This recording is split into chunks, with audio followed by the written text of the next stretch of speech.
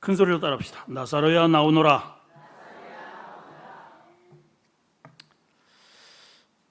예, 나사로가 다시 죽음에서 부활하는 과정이 오늘 이제 결론 부분입니다. 죽은 나사로를 살리는 과정 속에 주님께서 오늘 본문에 보면 몇 가지 질문과 요구 사항을 보게 됩니다. 주님께서 나사로를 살리는 과정 속에 제자들에게 또 제자들이 아니죠. 마르다나 사람들에게 그 사람들에게 요구하는 몇 가지 사항들을 중점적으로 좀 살피면서 은혜를 나누겠습니다. 자, 첫 번째 질문입니다. 한번 따라하실까요? 그를 어디에 두었느냐? 이제 마르다의 접견 뒤에 마르다가 마리아에게 달려가서 예수님이 너를 찾는다 그랬더니 쫓아나갑니다. 주님은 지금 어디 서 계시다고요? 마을 어귀, 경계선. 이거는 영적으로 죽음의 경계선에 서 계신 거예요. 삶과 죽음의 경계선. 그래서 지금 주님이 들어가고자 하는 이 마을에는 죽음이 지금 기승을 한 거죠. 죽음. 그래서 이 마르다가 지금 많은 문상각이 있음에도 불구하고 그들을 위로하고 여러 가지 대접할 일도 많은데 예수님이 계신 곳을 향해서 달려가서 배웠고 오늘 보니까 그 발 앞에 엎드렸다. 우리가 죽음의 한계선을 넘는 우리의 첫 번째 방법은 주님 앞에 달려와서 우리가 그 앞에 엎드려 있어야 됩니다. 우리의 모습이에요. 엎드려 있는 내 모습을 여러분들이 보실 수 있어야 됩니다. 고개 들고 있어도 안 돼요. 팔짱 끼고 있어도 안 되고 눈을 지그시 감고 있어도 안 되고 분명하게 그분 앞에 엎드려서 그분의 음성을 들을 수 있어야 됩니다. 자, 그런데 이제 예수님께서 그 우는 것을 보시고 또 유대인들이 웁니다. 이 본문에 보면 울음이 많이 나와요. 잠시 후에 우리가 좀 살펴볼 내용인데요. 이거에 대해서 주님은 마음에 비통히 여기셨다 그랬어요. 이 비통히 여겼다는 것은 속상하다는 거죠. 아주 마음이 이렇게 유쾌하지가 않으셔요. 자, 그리고 이제 질문을 하신 겁니다. 이 34절입니다. 첫 번째 질문입니다. 시작. 이르시되 그를 어디에 두었느냐? 그러니까 뭐라 그래요? 이르되 주여 와서 보시옵소서. 이런 대화가 있습니다. 자, 핵심은 이겁니다. 그를 어디에 두었느냐? 주님이 나사로가 지금 어디에 있는지를 몰라서 물으실까요? 그죠? 주님은 일부러 나사로를 죽기를 기다리신 거예요. 얼마만큼 나사로와 이 가정을 신뢰했는지 그 죽음을 통해서 당신이 어떤 존재인지를 드러내시고자 하는 재료가 된 것이죠. 여러분, 주님이 필요하시면 언제든지 무엇이든 드릴 수 있어야 됩니다. 내 기술이든 무엇이든 간에 내 생명이든 시간이든 나를 통해서 하나님의 영광이 될 수만 있다면 그만큼 신뢰관계가 형성이 되었다는 것이죠. 일부러 주님이 죽기를 기다리신 거예요. 일부러. 그리고 그 죽음의 경계선에 주님은 서 계십니다. 자, 그리고 이제 마리아가 뛰어나왔을 때 주님이 여기 계셨더라면 우리 오라버니가 죽지 않았을 겁니다. 계속 이제 불신앙적 이제 말을 합니다. 그리고 이제 이러한 부분에 대해서 통분히 여기시고 드디어 이제 주님께서 말씀하시죠. 그를 어디에 두었느냐? 주님이 지금 무덤에 지난 시간에 우리가 살펴본 대로 이스라엘의 장례는 당일날 치러야 됩니다. 당일날. 뭐 오늘날 우리처럼 이렇게 시설이 좋거나 날씨가 또 봄, 여름, 가을, 겨울 사계절이 있는 것도 아니고 죽으면 그냥 바로 즉시 그냥 썩어버립니다. 냄새나고. 그래서 당일날 무조건 무덤에다 갖다가 집어넣어야 돼요. 그리고 나서 일주일 동안을 사람들을 손님 맞이하면서 그렇게 이제 서로 이런 위로도 하고 또 용서할 걸 용서하고 이런 과정을 한다고 제가 말씀을 드렸습니다. 자, 이미 그러니까 누굽니까? 나사로는 죽었고 이미 돌무덤에 있다는 것도 주님이 아십니다. 자, 그런데 일부러 지금 질문하시죠. 그를 어디에 두었느냐? 이 말은 이제 과거에 아담을 주님께서 찾으실 때 질문을 던졌던 그러한 내용과 그 맥을 같이 한다고 보시면 됩니다. 주님이 하나님께서 이제 동산에 오셨을 때 사건이 일어났습니다. 사망 사건이죠. 하나님의 말씀을 어기는 게 사망이에요. 여기도 똑같이 사망이잖아요. 그럴 때 주님이 하나님께서 물으셨어요. 아담아, 내가 어디 있느냐? 하나님이 그 아담이 어디 있는지를 모르시나요? 다 아셔요.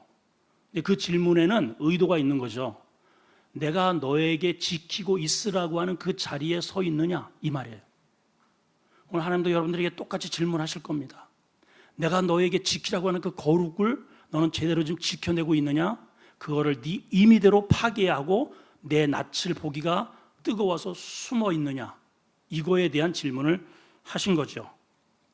오늘 본문에서는 그러한 같은 맥락에서의 그러한 질문인데, 이제 의도는 조금 창세기에서의 그 하나님의 말씀을 어기고 사망으로 넘어가 버린 아담이었다면은 이제 이미 넘어갔잖아요. 사망이 모든 사람에게 이르렀습니다.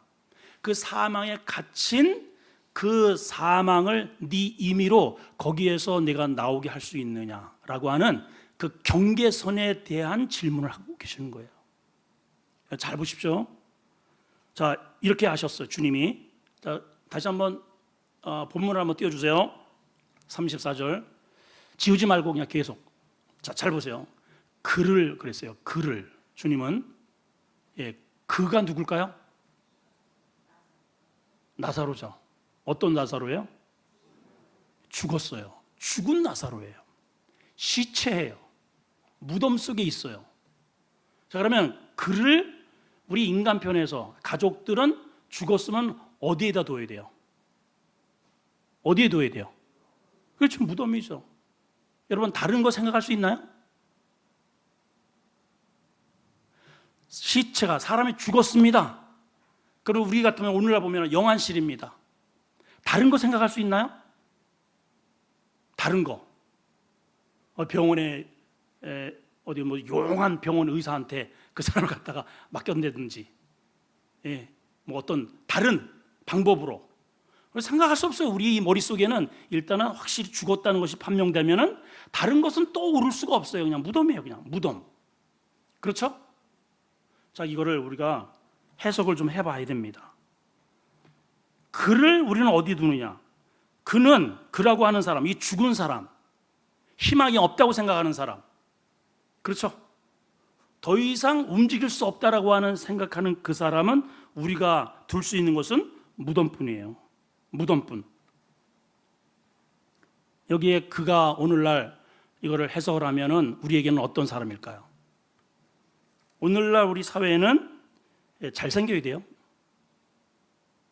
못생긴 사람 어디다 뒀느냐? 저 구석지에 가 있어. 구석지에 가 있어요. 다른 곳은 생각할 수 없습니다. 못 배운 사람 어디 뒀느냐? 늘 저 대문 지켜야 됩니다. 그렇죠? 여기 죽어있는 이 나사로가 누구예요? 나예요, 나. 여러분이에요.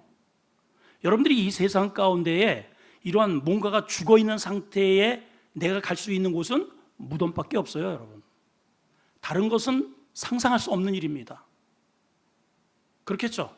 내가 지금 병들었습니다. 내가 있어야 할 곳은 어디입니까? 정상적인 생활이 불가능해요. 내가 있어야 할 곳은 집이나 병원이야. 다른 거 생각할 수 있나요? 못 배웠습니다. 기술이 없습니다. 장애가 있습니다. 이 사람을 사람들이 두는 장소는 어디예요? 무덤이라는 거예요. 주님이 질문하시는 거예요.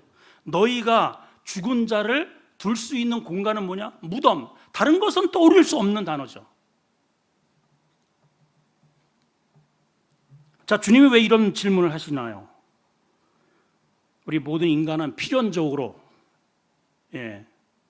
우리가 겪게 될 그러한 죽음의 한계 상황이 있고 그 앞에서 다른 것들을 우리는 그 경계를 절대로 우리 임의대로 넘지 못한다는 것이죠.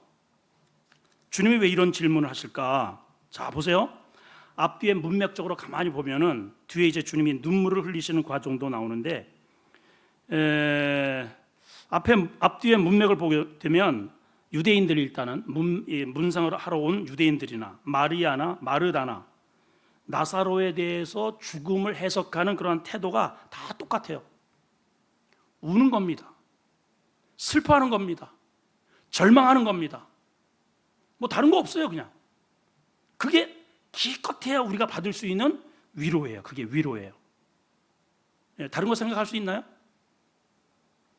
근데 지금까지 주님은 뭐라고 이 가정을 들을 때마다, 이 가정에 들릴 때마다 그 이상의 메시지를 주셔요. 이 본문 속에서 끊임없이 주님께서 특히 요한복음에서는 나는 빛이야. 너희는 어둠이지만 나는 빛이야. 전혀 차원 다른 메시지를 우리한테 주셔요. 끊임없이 주셔요. 장장마다 주셔요. 나는 생명의 떡이야. 나는 이 땅에 소속되지 않고 하늘에서 왔어. 이걸 끊임없이 주입해 주셨어요. 예루살렘에 올라가셔서 거기서는 주무실 데가 없기 때문에, 어둠이기 때문에, 예수님의 말씀을 받아들이지 않기 때문에, 그래서 항상 주무실 때는 이곳에 오셔서 베다니에 있는 나사로 집에서 주무셨어요. 그리고 그들에게 늘 하나님의 생명의 메시지를 전달해 주십니다. 그리고 오늘 본문에도 나는 에고에이미, 나는 이다. 결정적인 부분들을 여기서 공개하시면, 내가 누구라고요? 부활이고 생명의 근원이다 그래요. 주님이 이렇게 말씀을 하시거든요. 그러나 지식적으로 이들이 충분히 예수 그리스도가 어떤 분이라는 것을 지식적으로는 어느 정도 다 알고 있습니다. 여러분, 하나님이 어떤 분인지는 모르는 사람이 여기 누가 있겠어요? 하나님이 세상을 만드셨고 그 아들 예수님을 보내셨고 내 죄를 위해서 십자가 돌아가셨다, 내가 기도하면 응답 주신다, 다 알아요. 여러분 다 알아요. 근데 실질적으로 나에게 사망이라고 하는 그러한 실질적인 문제에 딱 맞닥뜨리면 이것을 가지고 내가 할 수 있는 최선의 방법은 무덤. 더 이상 생각 안 해요. 그래서 주님이 지금 화가 나신 거예요, 여러분. 비통하신 거예요. 이해가 되시나요? 전부 울고만 있어요. 다 울고만 있어요. 예수 그리스도께서 지금 사망과 생명의 그 경계선에서 나는 부활이요 생명이라는 말씀을 선포함에도 다 울고만 있지 주님에 대한 어떤 기대치를 바라보지 않아요. 여러분들은 어떠신가요? 어떠세요, 여러분? 주님께서 나의 망가진 이런 환경을 진짜 내가 믿음으로 인해서 하나님께서 하신다라고 하는 믿음이 실제로 작동하나요? 오늘 주님의 질문은 이거에 대한 질문이에요. 시체를 어디다 뒀느냐? 이해를 하시나요? 이 부분을 우리는 어쩔 수 없어요. 우리는 뭐 한계상이에요. 나는 누구래도 우리 인간은 사람이 죽으면, 못생겼으면, 기술이 없으면, 무식하면, 그 사람이 갈 곳은 거기밖에 없는 거예요. 다른 건 생각할 수 없어요, 여러분. 그런데 주님은 이 부분에 대해서 다르게 해석하라고 우리에게 끊임없이 말씀하십니다. 너는 안 되지만 그 안에 네가 나를 통하면 그 사망에서도 부활이 가능하다. 절망에서도 눈물 속에서 웃을 수 있다. 홍해 앞에서도 길이 열린다. 쓴물도 단물이 되고 광야에도 이 반석에서도 샘물이 터져날 수 있다. 이거를 끊임없이 말씀하시거든요. 끊임없이. 근데 이들이 보인 반응은 한결같이 호곡과 통곡이에요. 유대인들은 실질적으로 사람이 죽으면 다른 사람에게 보이기 위해서 곡하는 사람을 돈 주고 사요. 실제로 역사에 보면 그런 내용이 있습니다. 그래서 이 사람들을 호곡꾼이라고 그래요. 그러니까 이 사람들은 열심히 돈 받고 와가지고 열심히 우는 거예요. 막 그냥 막 울어주는 거예요. 아이고 슬픔을 자아내서 그것이 사람들에게 위로가 되고 가족들에게 위로가 되도록 이런 사람들이 있어요. 그러니까 아주 많이 울고 눈물을 많이 흘릴수록 장례를 잘 치르는 거예요. 이게 세상의 원리입니다. 근데 이러한 부분에 대해서 주님은 통분히 여기셨다 그랬어요. 그러면서 오죽하면 주님이 얼마나 이게 화가 나시면, 사실은 이제 사람들의 이제 해석이 조금 다른데 자, 우선 이 부분을 해석하기 전에 성경을 한번 더 읽어보겠습니다. 35절입니다. 시작. 예수께서 눈물을 흘리시더라. 자, 이 눈물의 의미가 뭘까? 자, 이제 밑에도 이제 그런 내용이 나오긴 합니다. 26절에 사람들도 나사로를 주님이 정말 얼마나 사랑하셨으면 저렇게 주님이 눈물을 흘리실까?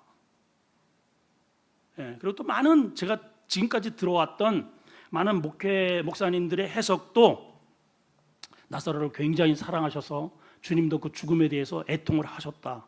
이런 설교를 많이 들어왔습니다. 여러분들 아마 그런 설교를 지금까지 많이 들어오셨을 거예요.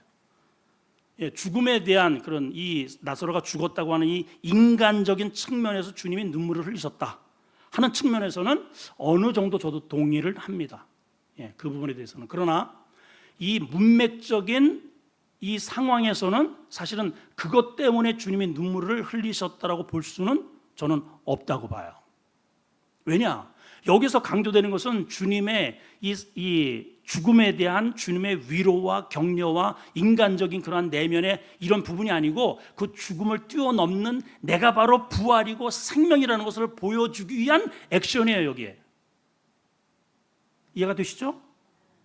아니, 진토에서 생명을 만드신 분이 주님이고 죽은 자를 살리실 수 있는 분이 주님인데 죽었다고 해서 주님이 눈물을 흘려요? 슬퍼서? 말이 안 되지. 이거는 말이 안 돼요, 여러분. 문맥적으로 맞지 않습니다. 누가복음 19장 41절에도 주님이 또 눈물을 흘리신 적이 있습니다. 예, 이때는 자, 한번 성경을 한번 보실까요? 예, 간단한데 시작. 가까이 오사 성을 바라보시면서 우셨습니다. 성을 바라보시면서 우셨어요. 아버지의, 당신의 집이고 아버지의 집인데 그 성을 바라보시면서 너무 좋아서 우셨을까요? 기뻐서? 들어가 보니 강도의 구렬이더라 이 말이죠.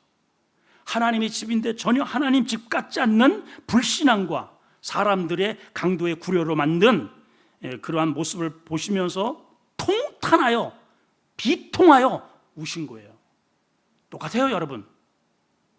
지금 이 사망 권세를 이기실 수 있는 예수 그리스도께서 이 땅에서 이 집에서 예루살렘은 아예 받아들일 생각도 안 하고 그래서 바라보면서 그냥 바깥에서 통분하여 정말 하나님의 집이지만은 전혀 집 같지 않는 집을 바라보면서 눈물을 흘려 했고, 그래서 그나마 위안이 되었던 나사로 집에서 내가 부활이고 생명이다, 내가 생명의 떡이야, 여러 차례 그 집에 방문하면서 귀신이었던 마리아도 고쳐주시고 오실 때마다 예수 그리스도께서 하나님의 이 메시지, 생명의 메시지를 전해주셨거든요. 여기는 이제 그렇게 믿음으로 준비되어서 이러한 상황에서 이거를 믿음으로 구속사로 이거를 해석할 줄 알았는데 여전히 여기도 다 울고만 있어요. 그냥 울기만 해요. 그냥 눈물바다예요. 더 이상의 이러한 단어를 떠오르질 못하고 있더라 이 말이에요. 그래서 우신 거예요. 저는 그래서 요 한 절에 주님을 울게 하는 자들이라는 소제목을 달고 싶어요. 오늘날에도 주님을 울리는 자들이 많아요. 감격해서 주님이 우시는 게 아니고 주님은 분명히 살아계시고 우리에게 나는 부활이요 생명이고 내가 바로 하나님의 아들이고 내가 이 세상을 만들었고 내가 너를 만든 종을 주고, 아멘 좀 해봐요. 네. 내가 홍해를 가른 자고 광야에 내가 매일같이 만나를 내린 자고 너의 생사의 경계선에서 내가 너를 죽일 수도 있고 살릴 수 있는 전능자다. 전능자. 우리는 안 믿어요. 알아요. 안 돼요. 다 안 돼요. 다 안 돼요. 목사님 제가 다 배웠어요. 제자훈련 다 받았대요. 세가족부 다 해가지고 다 안 돼요. 근데 실질적인 나의 이런저런 이런 환경이 오면은 일단 투덜만 돼요. 불평합니다. 죽었대요. 끝났대요. 무덤에 있대요. 그리고 많이 울어야 그게 위로가 돼요. 그거를 많이 나에게 그렇다고 나를 격려해줘야 그게 위로가 된다 이 말이에요, 여러분. 이게 믿음이겠냐는 거예요. 주님이 이것 때문에 우시는 거예요. 주님을 울게 하는 자들입니다.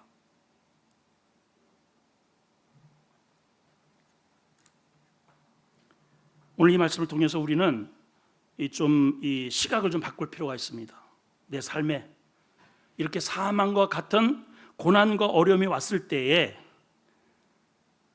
무덤이라는 이러한 당연히 가야 할 곳은 무덤 말고 주님이 거기에 계시기에 나에게 이런 위협이 있고 어려움이 있고 고난이 있고 우리 가정에 우리 교회에 이런 어려움이 왔고 사망이 왔으면 사람들은 다 일단은 크게 우는 것이 일단은 이게 일이고 무덤을 빨리 보내는 것이 이게 일이라면 나에게는 주님이 계시기에 하나님이 계시기에 나는 믿음의 사람이니까 그 사람과 좀 다른 생각, 믿음의 생각, 구속사의 생각을 가지고 이 문제를 해석하기를 주님은 바라신다는 거죠.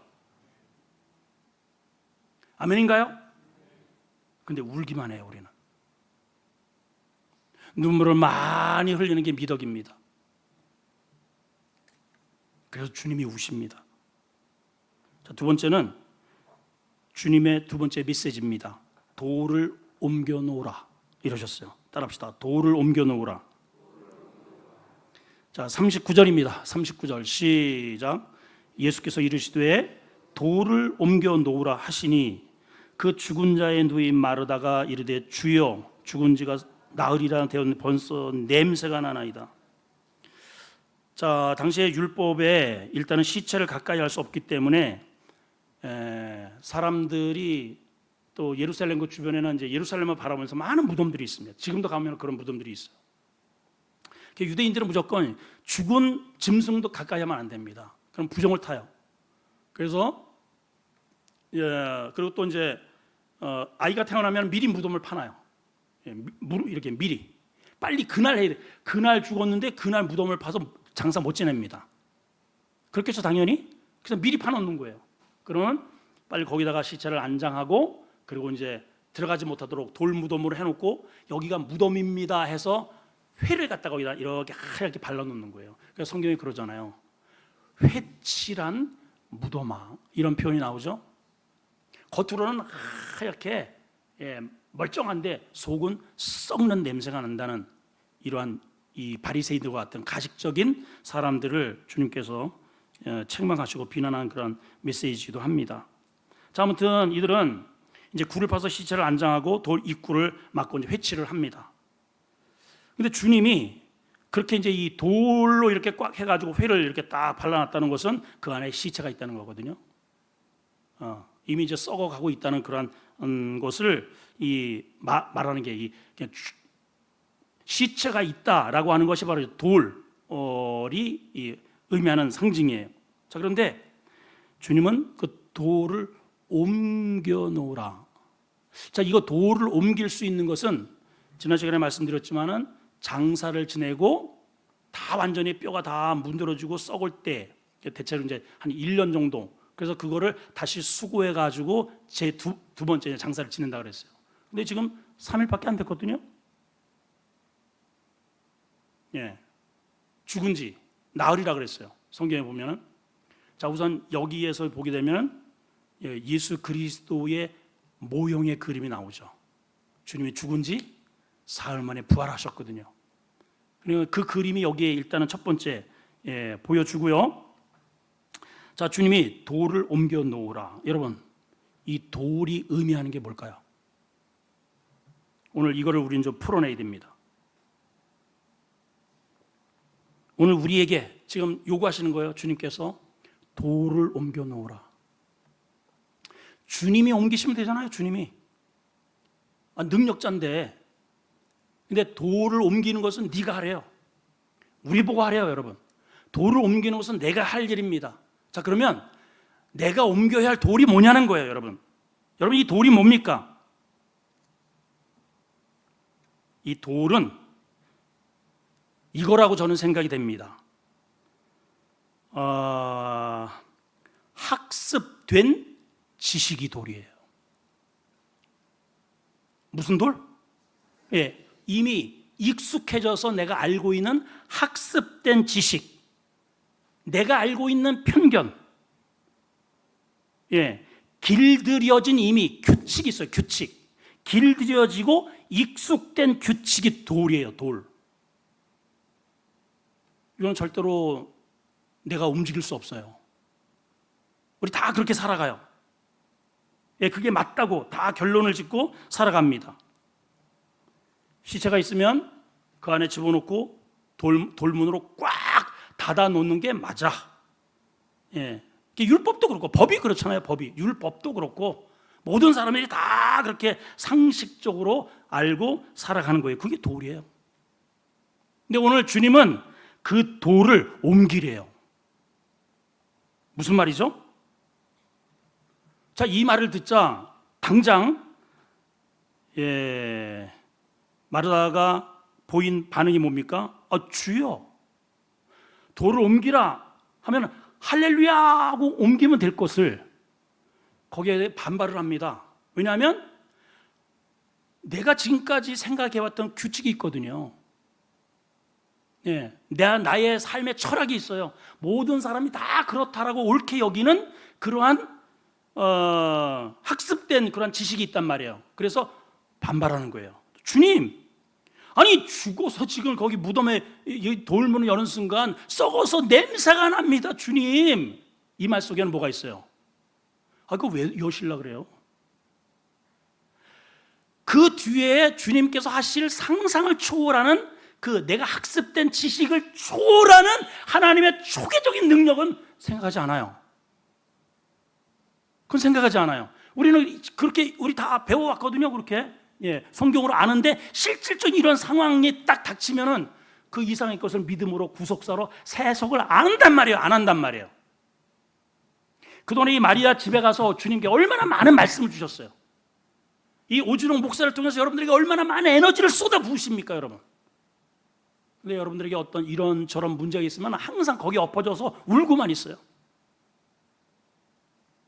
옮겨 놓으라 그러면 아이고 지금 이거 된 지가 지금 몇 년인 줄 아세요? 안 돼요. 이미 내가 결론돼. 이건 안 되는 일이에요. 주님을 설득하려고 그래요. 주님의 반응입니다. 40절 시작. 예수께서 이르시되 내 말이 뭐라고요? 내 말이. 세상 말 말고요. 죽은 자들의 말 말고 내 말이. 생명의 언어, 주님의 언어가 네가 믿으면 하나님의 영광을 보리라 하지 않더냐?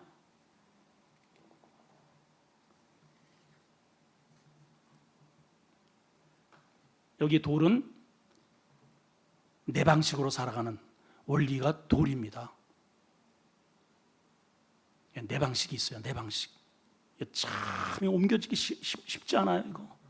이거 평생 이 방법 가지고 살아요. 여러분 다 각자 보면은요 내 방식이 있다니까요. 그게 돌이에요. 주님이 옮기래도 안 됩니다. 주님 안 됩니다. 내 방식이 있어요. 여러분은 어떠신가요? 잘 보세요, 여러분. 돈을 버는 것도 성경 속에 이렇게 돈을 벌으라고 하나님의 방식을 알려주셨어요. 근데 그렇게 안 해요. 내 방식대로 돈을 벌려요. 그게 돌이에요. 이해가 되세요?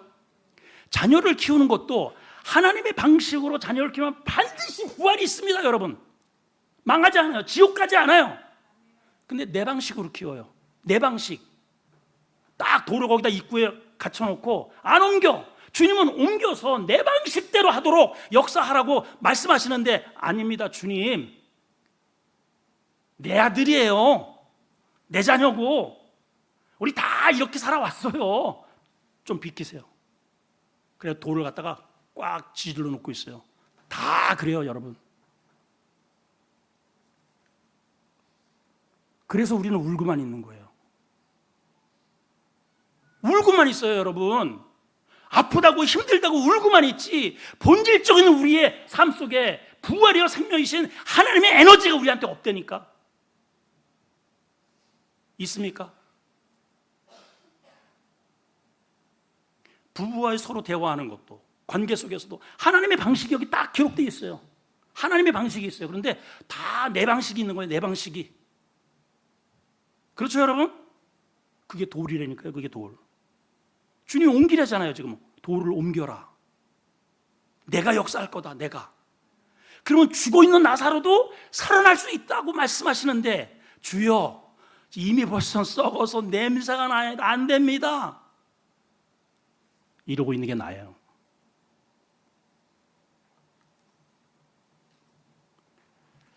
다행히도 이 말에 순종을 합니다.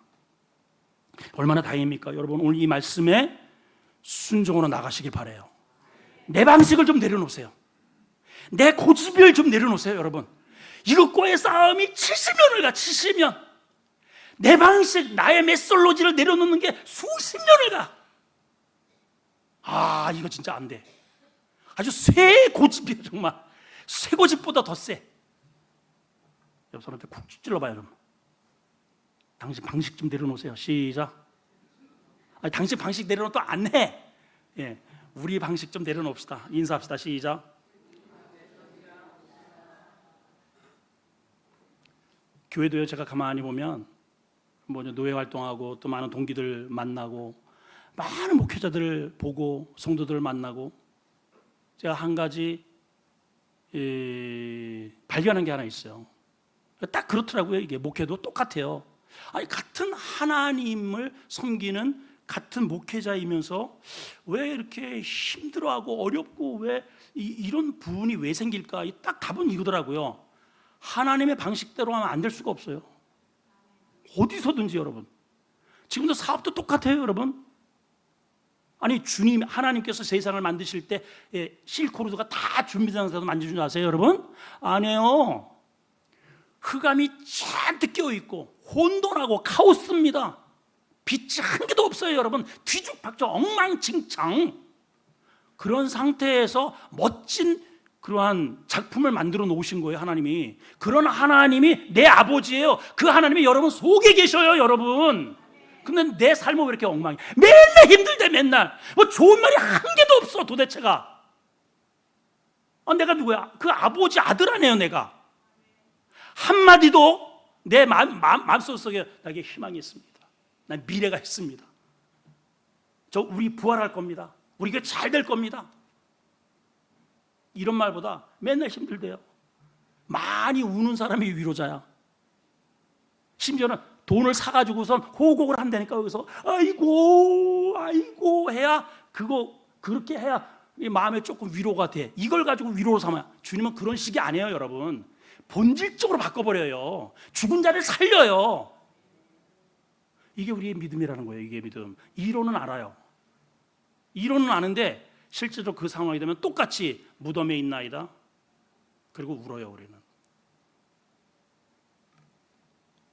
여러분, 돌을 옮기시기를 축복합니다. 옮기셔야 돼요. 여러분. 그래서 이 머리가 꼴통이라 그러잖아. 이거. 이 속에 도대체가 이게 진짜 똥만 들어. 나부터도 그래요. 이걸 좀 내 거를 내려놓고 주님의 방법으로. 주님의 방법을 쓰려면 뭐 해야 됩니까? 기도해야 됩니다. 여러분, 기도 안 하고 뭘 할 생각은 굉장히 위험한 거예요. 기도가 바로 하나님의 방법을 채용하는 유일한 통로입니다. 주님이 기도 외에는 절대로 이런 일이 있을 수가 없다는 거잖아요. 부활이 지금 미쳐서 막 개걸개걸 대고 막 그냥 물에 들어가고, 불에 들어가잖아요. 우리 자식들이 물에 들어가요. 불에 들어가요. 그냥.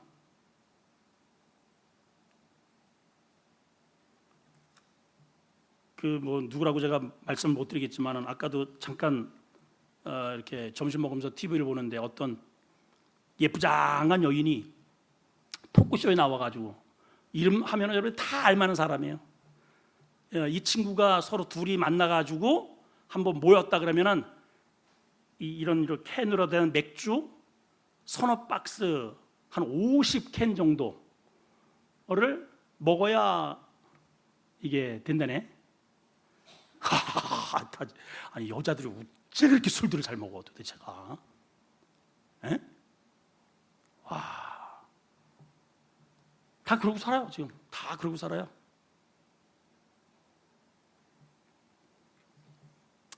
오늘 주님이 이렇게 말씀하셔요. 나사로야 나오라. 따라합시다. 나사로야 나오라. 나사로가 나잖아요. 무덤에 있잖아요. 우리가 무덤에 나오래요. 거기서 우리 나와야 돼요. 지금 무덤 같은 환경, 냄새나고 점점 부패 나가고 비좁고 숨이 답답해서 숨도 못 쉴 수 있는 공간에서 빨리 나오래요. 주님은. 그럼 퍼뜩 나가야지 우리가. 그죠? 주님은 나오래요. 주님은 나오래요. 그런데 안 나가는 사람이 누구예요? 내가 안 나가고 있어요.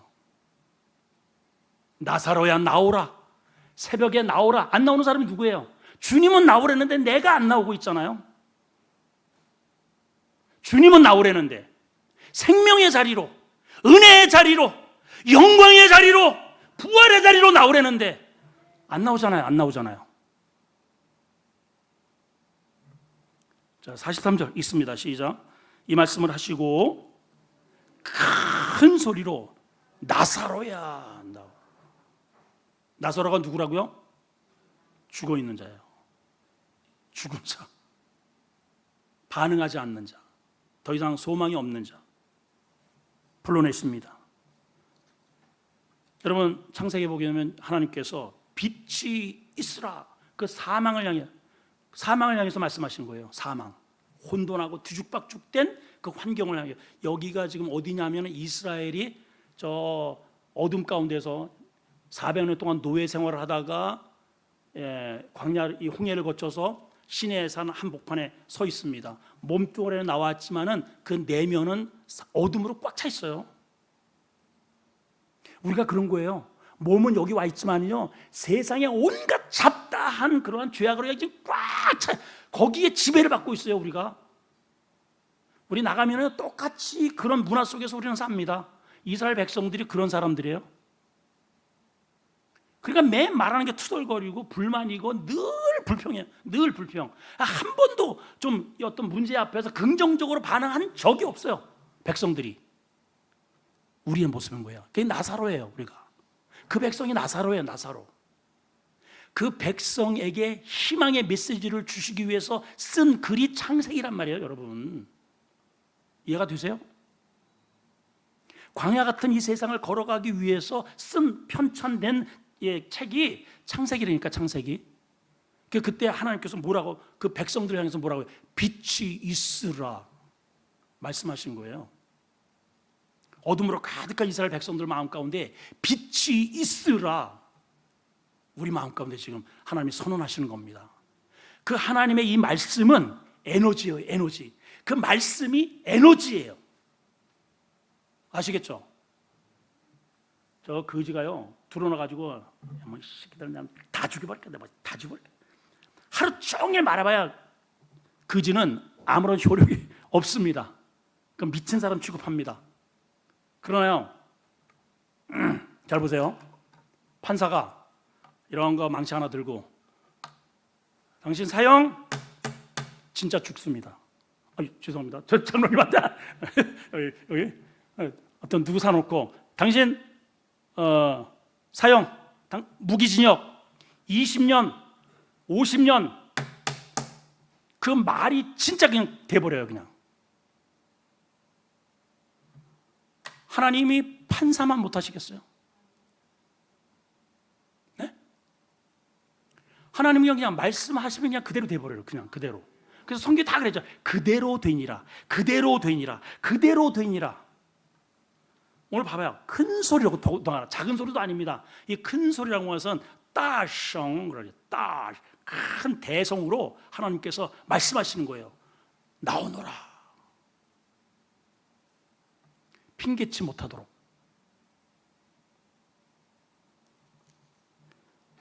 우리가 말씀과, 여러분, 우리가 지금 말씀을 듣는 시간이거든요. 내가 아무리 이러한 죽음의 상황에 내가 있다 할지라도, 보세요, 이스라엘 백성들이 그런 사망의 어떤 문화와 그런 이 세상의 그런 쩌든 그런 마음으로 지금 어쨌든 출애굽을 했지만은 그들 머릿속에는 온통 저 애굽의 문화로 쩌들어 있단 말이에요. 사망의 문화가 그냥 가득 차 있어요. 그렇지만은 그럼에도 불구하고 그들의 백성들이 하나님의 빗대 말씀을 정통으로 확 그 내면에 받아들이면 말씀은 에너지이기 때문에 뒤집어지는 역사가 일어나는 거예요. 변화의 역사가 일어나는 거예요. 생명의 역사가 일어난단 말이에요, 여러분. 예, 그게 여호수아고 갈렙이고 그런 거예요. 아멘이죠. 말씀은 에너지입니다. 그래서 이 시간 여러분들이 이 말씀을 에너지로 여러분들이 정확하게 받아들이면 반드시 내 안에서 에너지로 이 말씀이 작동이 일어나게 되어 있어요. 생명으로 역사합니다. 어떤 면서든지 의지가 생기든, 소망이 생기든, 뭔가를 하고자 하는 그런 뭔가 이런 것들이 어쨌든 내면에, 아니 메시지를 들었는데 나가면서 아무런 내 삶의 변화가 없다. 이상한 거죠, 여러분. 주유소는 들렸는데, 아니 한번 제가 오래된 얘기지만은 우리 처남집을 가기 위해서 일산에 이제 거의 다 가보니까 거의 앵꼬가 다 됐더라고요. 주유소에 들어갔어요. 그래가지고 뭐 다 눈 줄 알고 해가지고 얼마입니다. 그래가지고 이제 계산을 하고선 이렇게 보니까는 게이지가 하나도 안 돌아간 거야. 그 돈을 얼마 냈어요. 그 다시 와가지고 아니 이거 지금 이거 저 기름 안 들어갔다. 그 이제 직원이 빨리 사장 나와라 했더니 고장이 났더라고. 돈만 지글 뻔했어요. 그거 좀 확 들어요. 여러분 교회가 여러분들이 충전소입니다, 여러분. 1시간 동안 앉아가지고 하나님의 말씀으로 내 안에 그 생명력이 있는 말씀으로 나아가서 다시 윙윙윙윙 내 인생을 끌고 갈 수 있는 에너지를 받는 시간이에요. 근데 전혀 내 삶에 변화가 없다. 문제 있는 거죠, 여러분, 그죠? 예, 문제 있는 거예요. 그걸 정상으로 보면 안 됩니다. 그걸 상투어라 그래요. 상투어. 무슨 예, 상투어. 그냥 상투어로 듣는 거예요, 그냥. 뭐 이런 백화점 같은 데 보면 아가씨들이 옛날에는 그랬어요. 이제 주차장 같은 데도 저 농산물 그 옆에 거기 새로 백화점 생겼을 때 그 주차장을 들어가는데 아가씨들이 말이죠. 예쁜 꽃갈 모자 쓰고선 사랑합니다, 고객님. 사랑합니다. 막 이래요. 언제 나를 봤다고 막 사랑한다고 막 우리 색시가 옆에 있는데 여러분 그 나를 사랑하는 거예요? 그 여자가? 그걸 보면서 어머 여보야 제가 나를 사랑한대. 어우 가슴에 막 그냥 막 벌떡벌떡거리네. 미친놈. 그게 미친놈이지 그게 상투어예요. 상투어.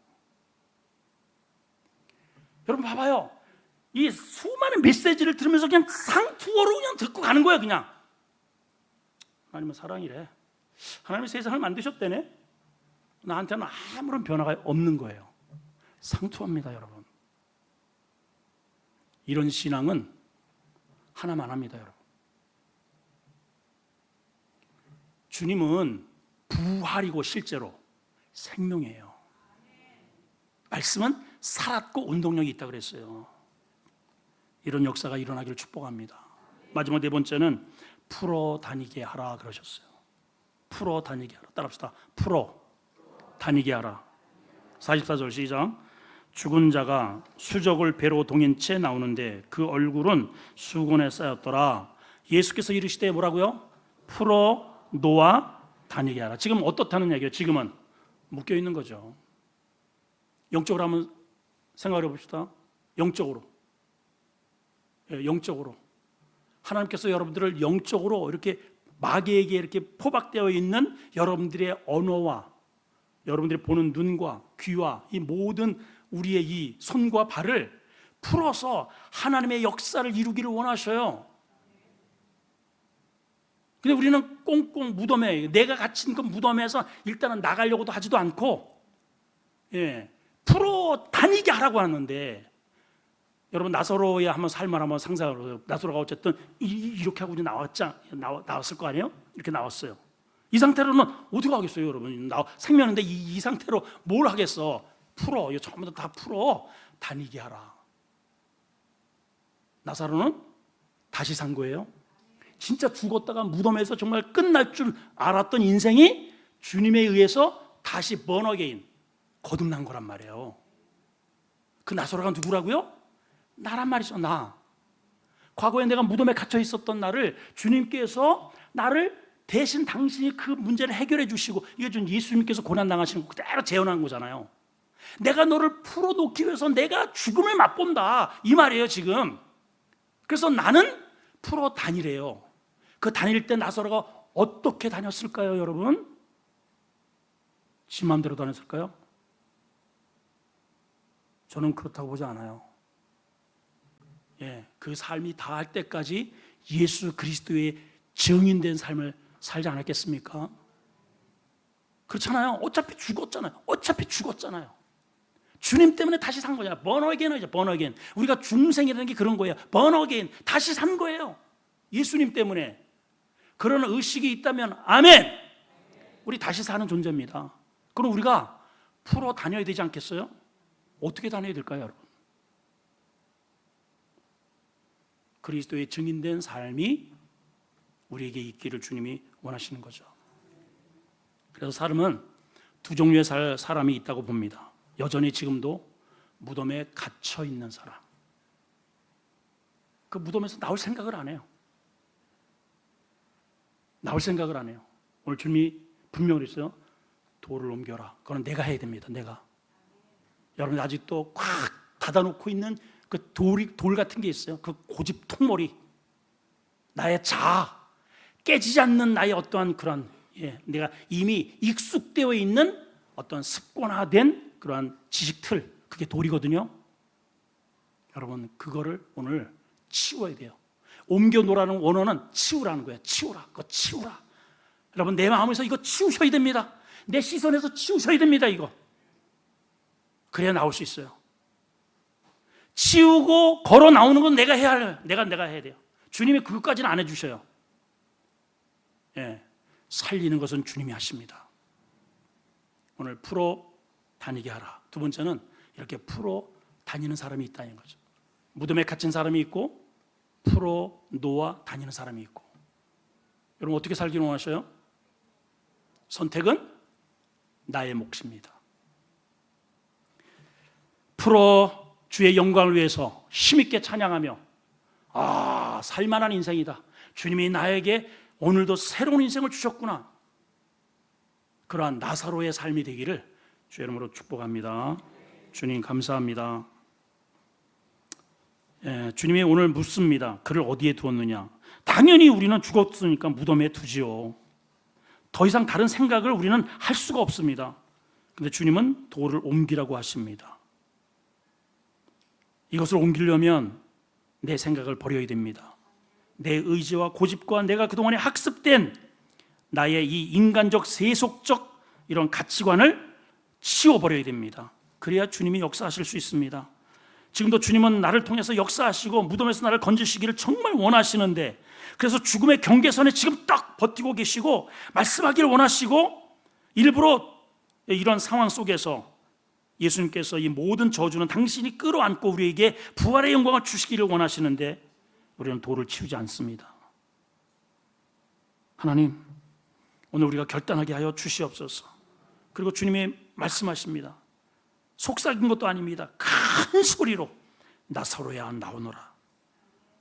우리가 무덤에 갇혀 있습니까? 사망 속에 갇혀 있습니까? 나의 어떠한 그런 죽음의 틀에 혹시 갇혀 있지는 않습니까? 우울증에, 또 여러 가지 그런 부정적인 생각에, 게으름에, 나태함에 혹시 내가 갇혀서 살고 있지는 않습니까? 하나님 아버지, 오늘 주의 말씀을 듣고 이 좁아터진 무덤 같은 나의 환경에서 걸어나가게 하여 주시옵소서. 풀어 다니게 하라 하십니다. 나를 묶고 있는 것이 무엇입니까? 풀어주시고 이제는 예수 그리스도의 증인된 삶으로 당당하게 다니게 하여 주시옵소서. 예수님의 이름으로 기도합나이다.